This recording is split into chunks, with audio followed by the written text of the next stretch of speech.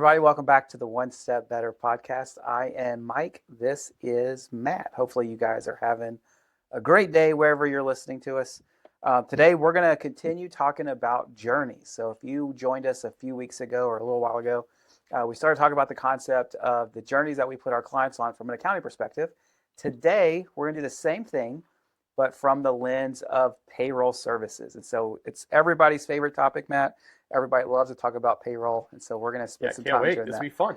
It's going to be fun. Before we do that, got a question for you. Which superpower would be best? Pausing time for 5 minutes or rewinding time for 5 minutes? Pausing time for 5 minutes or rewind. There is a movie, I think, about rewinding time. He could go back. Nicolas Cage was in it. I think you could go back like 2 minutes or whatever and then redo it. That was kind of interesting concept. That's as far back as he could go, is 2 minutes? Yeah, you can go back 2 minutes at any time. Oh. Interesting, though. He was in a casino. It's pretty smart. Man, I'd like to undo some things. I think rewind sounds better. Yeah. Pausing, I still have to kind of, I can't fix it. Yeah. I guess I just have control. But I think rewinding would be pretty interesting. I think that's the right answer.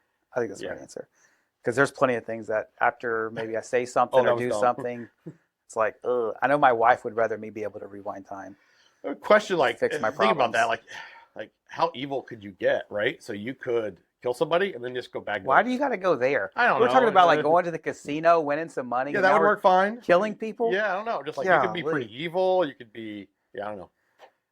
I feel like you're telling me that you have a hidden desire to be evil. I don't know. I probably do. Have you ever secretly wanted to murder somebody? Yes. Remember, this is being recorded, published in the world? Yes, I've absolutely secretly wanted to murder people. Oh, boy. But never have done it. Never. I'm looking right into the camera for that. Yeah, that's what they're going to play at your trial right there. And this is when we knew. I knew I wanted to kill Mike. We had a problem. I did. Oh, man. That's I think morbid. Everybody at some point probably has had that thought. Well, that's not the question today, so Sorry. I don't need to answer it. Yeah, that's right. Golly. I got off the All right, rails. so journeys. Let's go. Yeah, really? Journeys. Your journey of murdering people started when you were how old? Well, the idea of going back, actually, I could have segued it with the going back. Like, hey, I've made some mistakes to get here. I need to go back and fix that so I can go back in time and let's start over. Well, that's where we are today. We're at point zero. We only can move forward, but we can make it a little bit better. And we've learned from our mistakes to make the journey better going forward. Cool. For sure. All right, let's start with this. Why are we emphasizing and doing this whole thing on client journeys? Yeah, I think for me, when I think of the journey, I have this, we've always had this goal of we really want the best for our clients' success. We want to see them succeed and thrive. We know in our heart of hearts there are some key things that we can control to assist them in their ability to thrive. And so this allowed us to kind of put a framework around that. And we have this desire a lot of times, and it's not necessarily super clear from our end what their goals are, but we know that we get frustrated when, man, if they just did this, they would get this result, and they don't see it yet. So we're hoping to maybe put some more of the connecting of the dots there for them. Yeah, I think that's a good way to put it. Some of our frustrations have been is we want things to maybe change or move more rapidly than our clients do, and it's hard. It's hard holding our team accountable to things that our clients aren't necessarily responding to for sometimes good reasons. Absolutely. Most of the times there are good reasons. Yeah, they have busy doing 100 million things. Oh, and they know their team and their ability to change and the capacities of their true people, the ability for them to take that change and actually impact things. We only know though what we can control. And so we really wanted to connect. I think connecting those things is the hard part. Because if we can control what we can control, and that's helping our clients move along this journey, then we can look ourselves in the mirror and say, you know what, we've done everything in our power to move this needle forward, and it either is or isn't, but that's not on us. Yep, we know we have a line in the ground going, we can only do so much, and this is the point where we know we have to impact these things. And when we talk about the Whirks journey in particular, it really becomes more of we need to get these things in place. We know they're the right things to do. This idea of the Whirks way, like we Yep. know the best way that, we want to, we'll talk about this in particulars, but like there are certain milestones along this path that are super critical for them to have, to take the stress off of them, to be able to manage the things they want to be able to manage, and also long term, reach this end up the goal of like, okay, I feel like my people stuff is all in order. I feel like I'm in 100% control of it. Yep. So, And we're trying to do that in 5 main areas. mhm. That's all around the actual expertise that we have that's come out of years of experience working with Yep. now over 1,000 companies. And it's payroll, human resources, employee benefits, reporting, and technology. Yep. And if we can stay focused on those 5 areas and help our clients get better in those 5 areas for the things that we can control and the services that we offer, we believe that they're going to be better off. And that's where the way that we pivot that, or the way that we frame that internally is Yep. thriving. Yep. Our clients are thriving if we can focus on those 5 areas. So today, what we're going to do is we're going to go through high level overview of what that journey looks like from day 0 all the way to when we would say that client has completed their journey. And completed is an arbitrary deadline that we've just kind of drawn that says, you know what, if you've done all the things, then you're doing well. But doesn't mean that we're necessarily done working with that particular client. Correct. So let's start with day 0. Talk to me a little bit about some of the frustrations, problems, and pains an employer is gonna present whenever they're talking with our sales team. Yeah. When it comes to payroll or HR pains, it could be anything from a customer service problem where they're not getting a response from their provider. They're getting tax notices for jurisdictions they don't know why. Their employees are frustrated by their ability to see their pay stubs or to make changes to their demographic information. They don't feel like they're in control of their stuff. The processes they've had haven't kept up with their business as they've grown. All those are kind of some of the bigger pain points I see. I mean, I don't know if there's anything else you're thinking of there. Yeah, no, those are the big ones. Yep. It's typically centered around process. Something feels clunky, and oftentimes, we're talking with like an owner or a CFO, HR director, somebody that's kind of on that side of the house, and they're just unsure if they're actually doing things well. Yep. Because a lot of times their only perspective is what they've known internally. Mhm. This is the way we've always done it, so it has to be that way. Yep. And this is not an area that typically you're talking to outside counsel or advisors on to say, hey, can you make this better? Yep. And so a lot of times it's process oriented. Yeah, and I'd say when we're talking to the owner or CFO, a lot of times they're not. It depends on where they're at in their size of their organization. Obviously, if they're the ones doing it, they have a better understanding of the process. But a lot of times with payroll, you start talking, you have 50 employees or 100 employees, you probably have somebody else who's managing this process for you. They're only hearing the frustrations, or that person's just doing it the way they always have. So we're really starting to dig into what is their current processes today.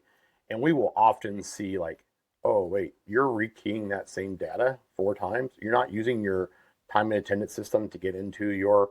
So we're going to talk through that during our discovery process with a new client. We're really going through what is your existing process today? What are the critical things we see that are areas for improvement? What are the critical things you must have? So with day 0, we're going to go, okay, well, let's make sure we at least get to apples to what you had so that we can start to make changes from that. Yeah, we have to start with an understanding of what you're doing today. One of the things that can sometimes be frustrating for people that like to move super fast is that at the beginning we try to move slow. We want to slow down our processes so that we understand exactly what's happening, because only when we actually have our arms or our hands around what's happening in your organization can we start to make changes. Yep. Because otherwise we're just going to start making changes and it may not be best for you. Right. Yeah. And so day 1 is very much administrative process driven stuff. So from a payroll perspective, you've probably outsourced your payroll to another provider in the past.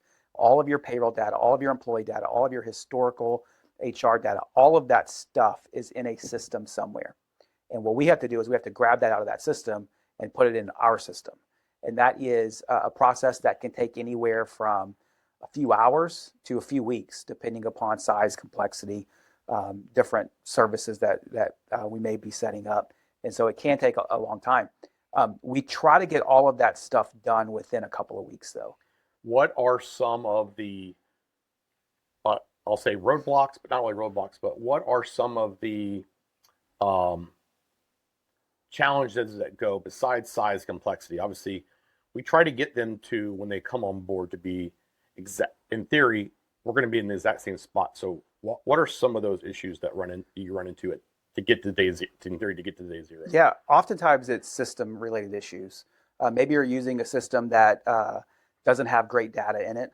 You've had to have some workarounds in place, and so really the data that's in the system, if you look at it from a purely technical standpoint, isn't actually right.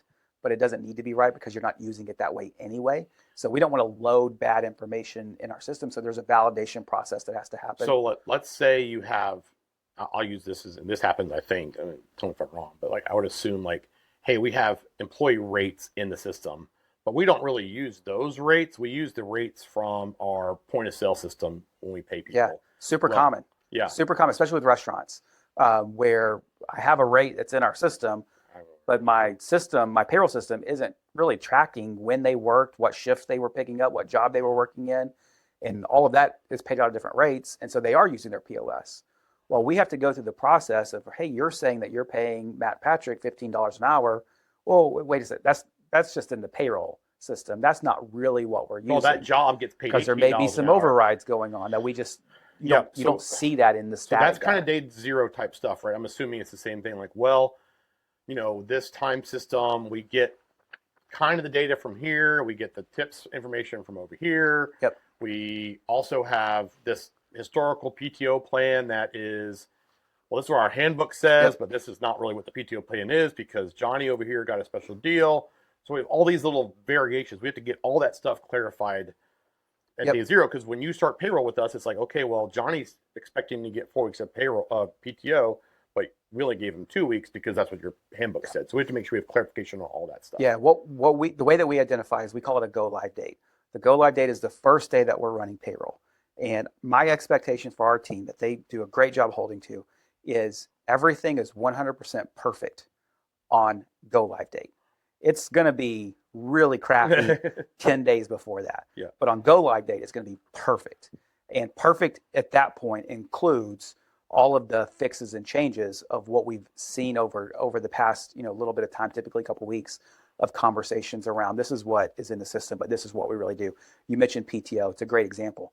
Oftentimes, or at least early on, our kind of day zero is from an HR perspective, what we're doing is we're gathering your existing employee handbook. And we're going through it with a fine-tooth comb to see, are your policies actually being followed? Are your policies up to date? Is there any state or federal changes that have happened since you maybe implemented that policy? Which quite frankly happens often. Yep. Often we find employee handbooks that are not up to date. Now, I don't want to throw the fear of the boogeyman in here. Most of the time, those policies are not like super bad though. And so, yes, it's technically not up to date, but it's things that we just need to kind of clean up a little bit. I'm assuming there's a lot of like just inconsistency. Yeah. Hey, you say you're giving everybody, let's say 2 weeks when they start, and they get an extra week at year 4 or 5. Well, you're accruing the same amount of time for every employee. You never adjusted it to what your actual policy is. Oh, I didn't know that. Well, we have a problem, right? Yeah. That's when the stuff we start seeing. One example. So I think we did a podcast on this maybe a couple years ago, a long time ago, about PTO and accruals, because you mentioned that.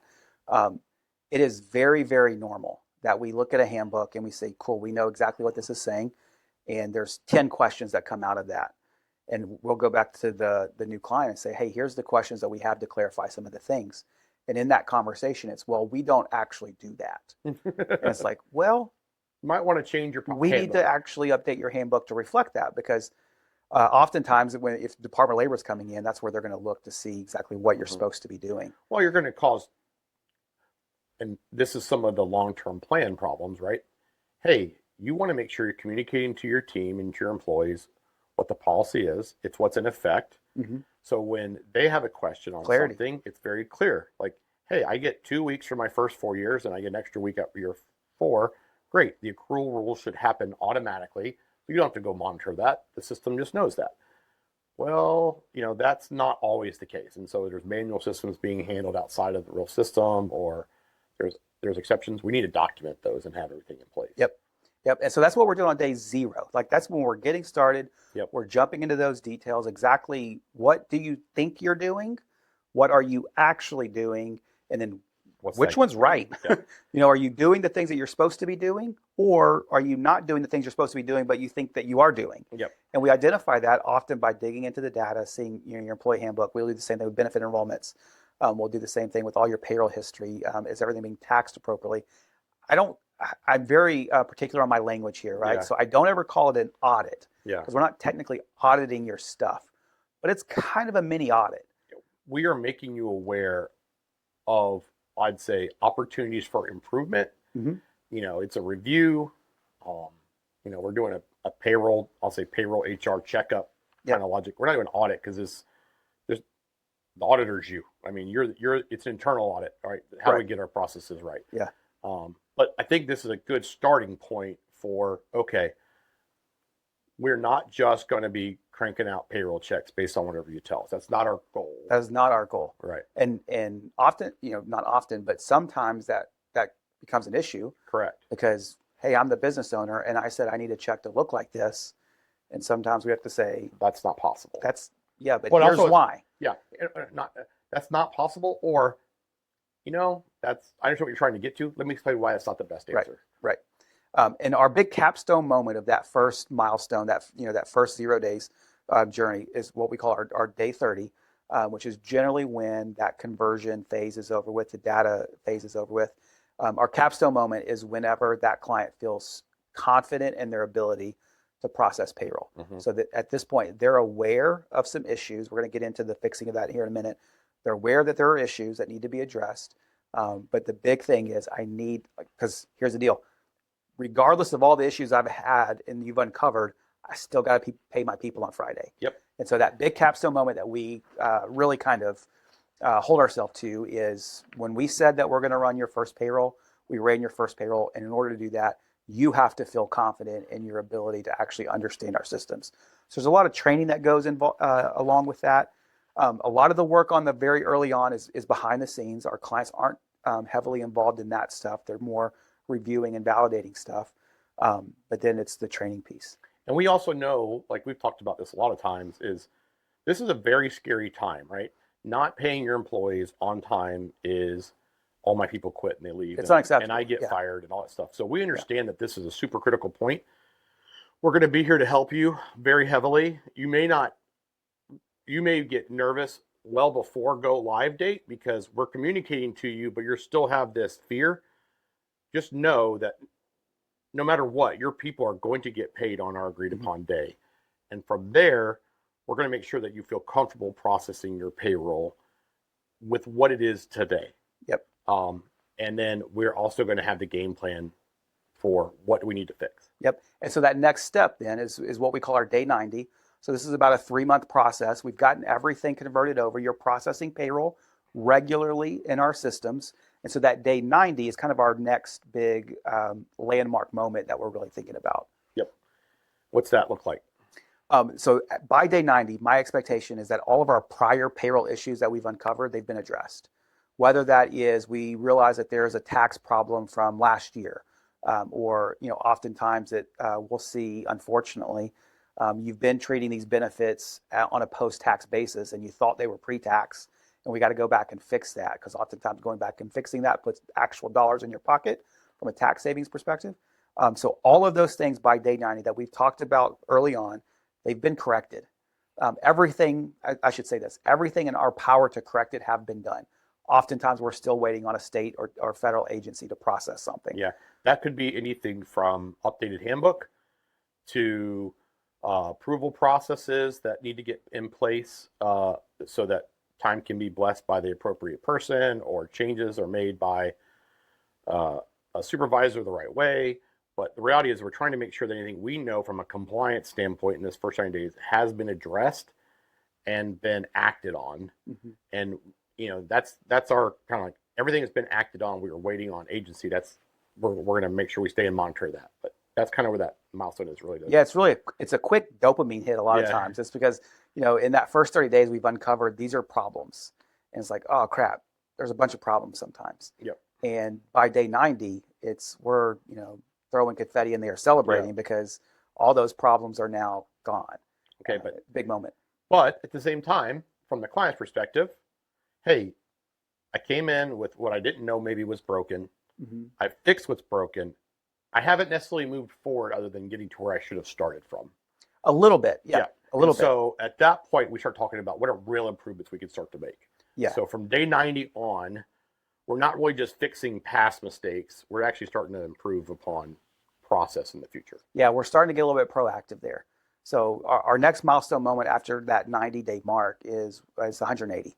So you've been with us for about 6 months now. You're at this point, we've trained you on a variety of items, and we're starting to push you in actually improving your internal processes. That may be anything from, at this point, we've set up your employees' ability to go through an open enrollment, or set up your employees' ability to view their own, make updates to their direct deposit information. We've trained you on that. This is also when we're expecting you to begin to electronically onboard your employees. So we're getting rid of paper. We are talking through the process that you need to be more efficient in your timekeeping. So I think it's silly if you even have 10 employees, if you're hand keying your time or dollars or doing any manual work to calculate payroll, it's silly in today's world. But we still have a bunch of people that come to us and they're still doing that stuff. And so we're talking through and putting systems in place inside of their organization, helping them do that so that they're eliminating a lot of manual work. And we talk about this from on the time side is like, we want to make sure you're using the most efficient way Mm-hmm. to handle time. We want to put the power, or we want to make the onboarding of a new employee as easy as possible in an electronic way. And then also make sure all those pieces of onboarding are being captured in that onboarding process. So could it be your application for the employment and your background check, and they've signed off on the handbook, and all the things that are in that process to bring on an employee is in a system of record that you can see, and it's all electronic. You don't have to worry about having paper shuffle all about. Yep. Yeah, efficiency is a big deal there. We want to be efficient.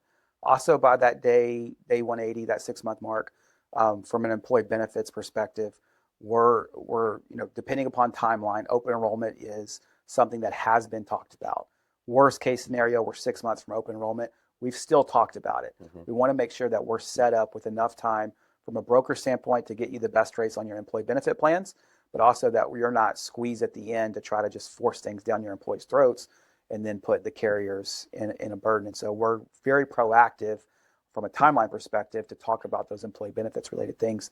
That 6-month mark is oftentimes when we've kind of checked that box and we have a good game plan for your employee benefits. That makes a lot of sense.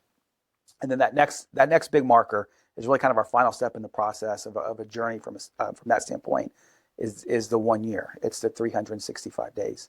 And at that point in time, my goal is that our clients can just push back from the desk and say, man, this is working better than I ever expected.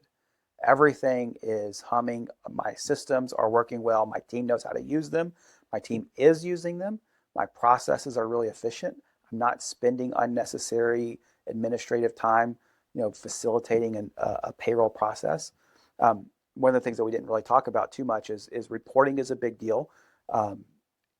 Oftentimes, companies don't really understand the value that they have in some of their employee information, whether that's just using that for simple like accounting purposes, whether it's putting together census data for your benefits broker, whatever it is. So we want to make sure that our clients know how to use that information. They know what they should be using that information for. And so by that 1 year mark, they feel confident that they have exactly the information exactly the way they need it, and they can easily access it, and they know exactly how to do that. Yeah, we talked about this when we were talking through Journey. We think the 1 year mark is critical for that because you've probably gone through a full cycle mm-hmm. with, let's say it was a workers' comp audit, or you have an external reporting for an auditor standpoint, or you've had new year, or you've had enough new employees that you have a full cycle on a lot of things. So at that point, we really know that you feel comfortable with the tool. The other one I think that we think about here is a lot of times in payroll, how you're managing your payroll data probably is in multiple systems. So it could be where you have an Excel spreadsheet for this thing. Hey, I also have this thing that we use to track this thing over here. It could be anything from where I'm tracking equipment that my employees have to how we handle expense reimbursements to how we, what licensing and insurance information do I need to have for my employees because I'm working on these type of work.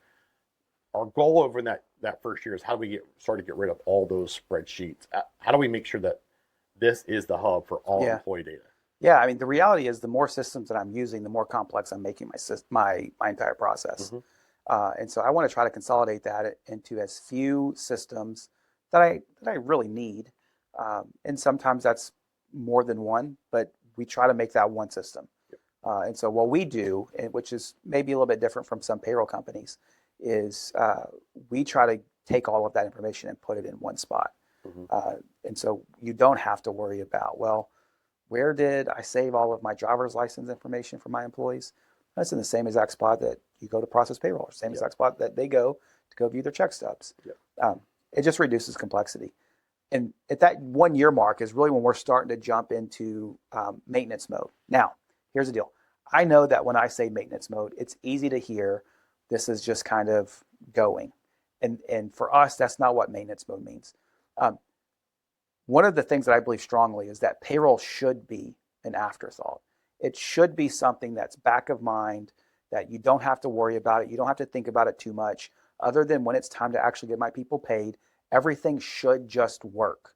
And when that's happening well, we don't have to mess with things too much. Now, there are events that happen that you need to go back and we got to relook at everything. If I'm going to go add another location, that's going to have major implications on how payroll happens, even if it's just the values that are being tracked on the employee level. So anytime you have an event like that, yes, we need to go back to the beginning and make sure that we're set up for that.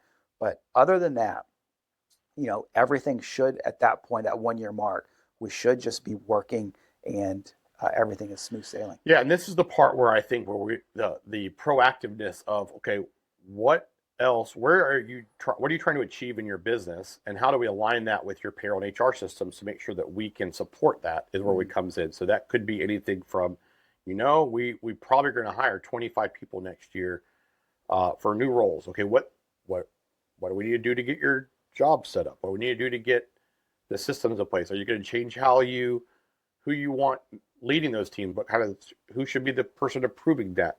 Like being proactive and thinking through, okay, well, we hired a new remote employee in this other state. What does that mean? All those things are what we want to make sure we're a part of. And that's where it's maintenance. It's how do we maintain this being a system of excellence, not just a system? Yeah. Yeah. One of our things about maintenance mode is really you as a client of ours, you know exactly where to go to get the help that you need. And so whenever you are like, hiring a remote employee, I may not know all the implications that has from a payroll tax standpoint, but you know that I can call Whirks and get that answer. Correct. And so there's a reactive support piece of that I believe strongly in that has to be super solid, and we do a great job of that.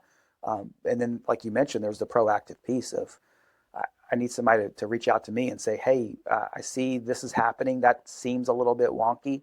Can we talk about that? And and over time, as your business grows, you're going to have new people and new roles. You're going to have let's say your back office team does expand. You're going to have people that take on different responsibilities and make sure they know how to get educated and improve upon what they know. That's why we have office hours, and we have HR workshops, and we have all the different educational opportunities we have. So because there's always something more to that project is something that never stops, right? It's how do I can make this a little bit better, a little bit better. Absolutely. One step better, right? Yeah, one step better. One step better. Yeah. When I get one step better enough times, then I look back and think, man, I've done how many some good steps stuff. I took. Yeah. So yeah, that's our client journey for all things Whirks. It's like we mentioned at the front. We're talking about payroll, HR, employee benefits, reporting. That's good. Reporting. Yeah. So we're talking about payroll, HR, human resources, employee benefits, reporting, and technology. And if we can get all of those things working together really, really well, then I think the client's life is going to be a lot better. Yeah, and then we give them the opportunity to thrive, which is our goal. Exactly. So That's our journey. If you have questions about that, or you're interested to know exactly how that applies to your company, I would love for you guys to reach out to us. Let us know. We'd be glad to have the conversation. So thanks for listening, and make sure that you click subscribe so you don't miss next week's episode. See you guys.